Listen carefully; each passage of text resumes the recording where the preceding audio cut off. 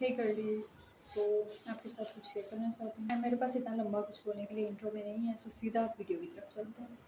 2 दिन पहले मुझे अपनी गली से बिल्ली के बच्चों की बहुत ज़्यादा चीखने या रोने की आवाज़ें आ रही थी। मैं अपने भाई को बोला कि जल्दी से जाओ, तुम बाहर देखो कि ये आवाज़ें कहाँ से आ रही हैं। तो बोला कि अगर कोई तुम्हें अच्छा लगा तो कोई एक ले आओ। तो वापस आया, उसने मुझे बताया कि उधर बिल्ली के 4 बच्चे हैं। फिर मैं बाहर गई जब, तो मैंने जाके देखा 2 बच्चे मुझे नजर आए।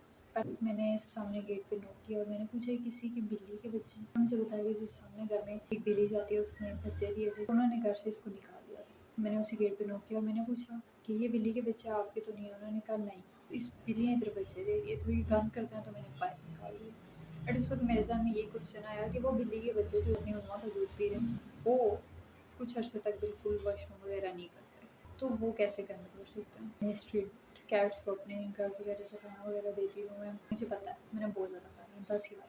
फिर मैंने कहा कि मैं इन 2 को लेके जाऊँगी। तो जिससे मैं 2 को ले गई थी क्योंकि मेरे पास अफोर्ड करने के इस वक्त पैसे नहीं थे। मैंने कहा मैं 2 को लेके जा रही हूँ, तो कहती है ले जाओ बेशक, सारी ले जाओ। तो मैंने कहा नहीं, अभी मैं 2 को लेके जा रही हूँ, वो हैंडल कर ही लेगी और उनकी मदर उनके पास ही थी, तो इनको मिले। देन फिर मैंने जब घर आके देखा तो इनकी आइज़ में बहुत ज़्यादा इन्फेक्शन हुआ था।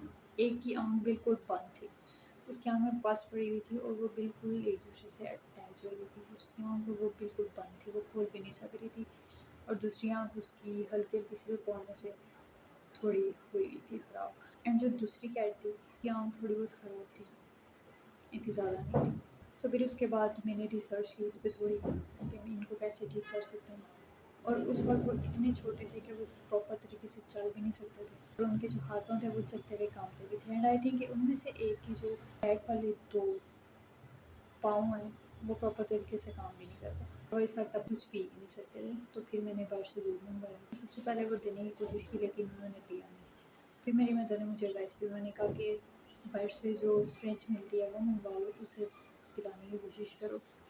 मैंने वो मंगवाई, उसे पिलाने की कोशिश की, लेकिन उससे भी नहीं हो रहा था, वो बिल्कुल ही नहीं पी रहे थे। मैंने इसके बारे में सर्च किया था, तो सबसे पहले फिर मैंने उनके गर्म पानी से, जो नीम गर्म होता है, उससे उनकी आँखें साफ की, बिल्कुल सॉफ्ट तरीके से, ताकि उनको इतना फील नहीं। दोनों की आँखें सही खुल गई थी, लेकिन जो जिसकी ज़्यादा आँख ख़राब थी वो अभी तक बहुत ज़्यादा रेड है। उनको मैंने फिर स्पून से दूध पिलाने की कोशिश की, थोड़ा थोड़ा उन्होंने पिलाया ज़बरदस्ती, और उसके बाद मैंने सुला दिया और वो सो गए।